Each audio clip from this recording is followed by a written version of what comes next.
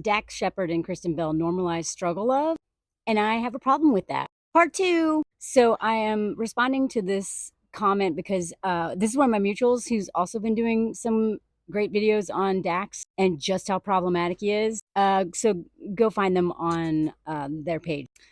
The problem I have with Crazy Eyes here is he doesn't seem to really like his wife. He does a lot of really weird, sorry, not weird, grossly passive aggressive things to make sure that he has the upper hand. Like, okay, let me just show you some example. And if it would take me forever to, I'd have to do 5 videos on how problematic this man is in terms of his past. And I mean, he got his start on Punked, y'all. This man has now found a permanent person to do Punked on. Okay, it's bullying, it's degrading, and it's just so fun. It's just so fun for men to degrade their wives and prank them and belittle them and all that stuff, and honestly, one of the reasons why I care so much about this is because I used to think this was normal and this was what I should expect. And shocker, it's because my dad did a lot of the stuff that this man does. My dad would make fun of me and my sister just so he could laugh. I mean, the man thought he was so funny, but did not care about the impact it had on us. He made fun of our weight all the time. We were teenagers. He would constantly joke about our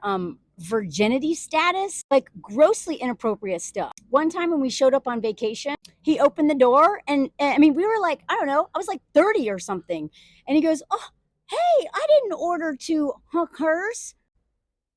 And I just laughed because I learned to laugh at this because it is funny. It's funny because it's so inappropriate, but it's not funny. Men's jokes are never funny when they are meant to punch down and degrade. And my dad thought he was so, like, he just got such a kick out of it. But he was also a diagnosed narcissist, like literally diagnosed back in the days of, like, One Flew Over the Cuckoo's Nest days, right? He was institutionalized twice, okay? The man really struggled with any level of empathy and, drank every day, all that stuff, right? It goes hand in hand with addictions a lot of times and former trauma. And we know people like give him a pass because he's had all this trauma. So what? So have I. But I'm not out here slut shaming Taylor Swift, making Jonathan Van Ness cry because I am bringing up right wing talking points or dog whistles against the trans community. Like, anyway, this is not couples goals whatsoever.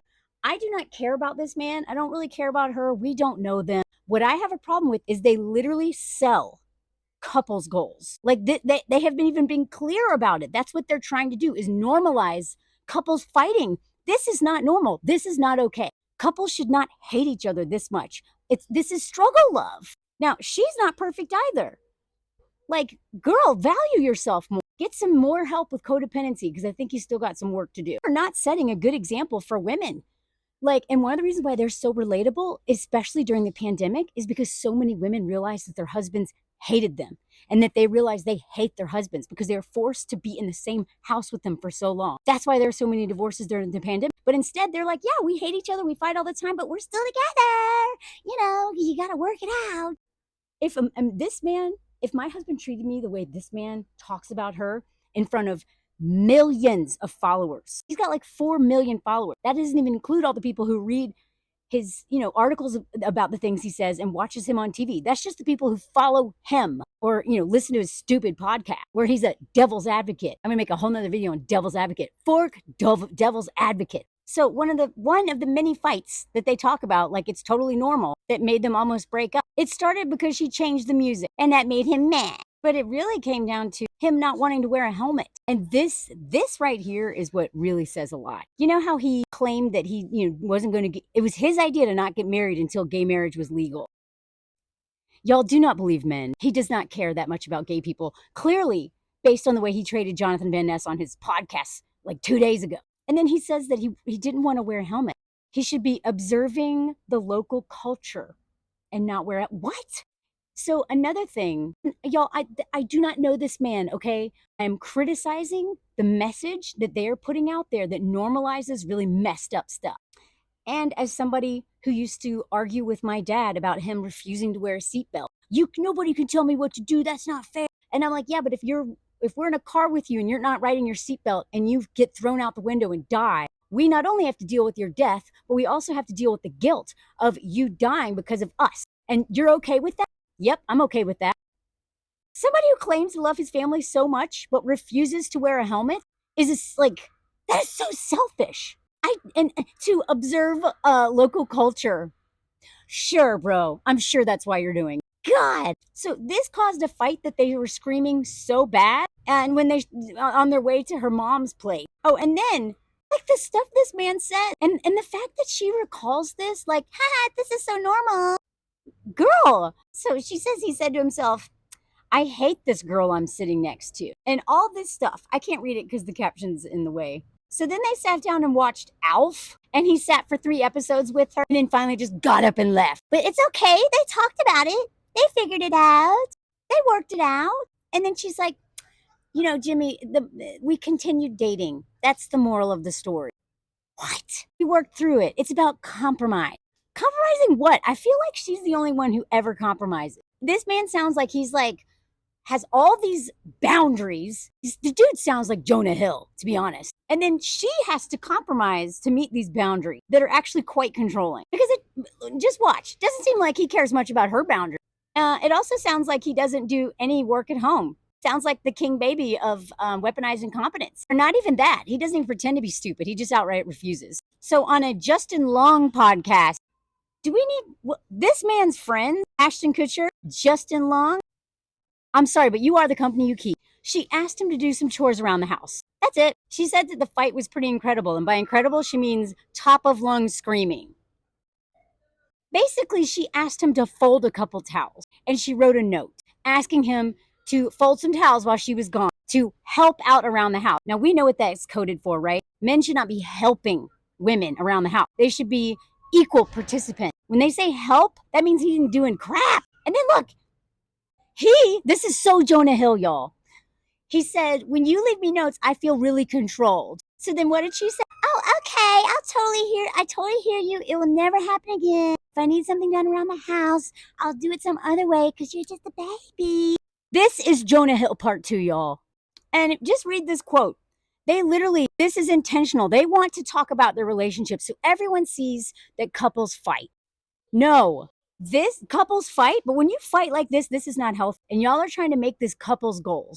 I mean, she literally says, I can't fork and stand him a lot. You know why? Because whenever she spends time with him, she realizes how much he sucks. They're both so bitty. They're never around each other. And when they are, it sounds like they fight. They find each other revolting. Oh, and Jax wants you to know that America's sweetheart has some character defects. It's like he wants to constantly remind us that as much as everybody loves Kristen, he's putting up with a lot from this crazy bug. And y'all are like, this is not the internet's favorite couple. This is literally just Google internet's favorite couple. This is all they talk about. When he first met her, he was like, ooh, something stinks here. She's in a cult. Like the way he talks about when he met her, it's like, bro, you ever liked her? One of the things he likes the most about her is her impenetrable kindness. That sounds to me more like she puts up with your crap no matter what you do. Okay, so back to how they got married. She asked him to marry her because he, I believe, tried to postpone the engagement as long as possible under the guise of, oh, I support gay marriage. But so she asked him by tweeting at him the day it became legal.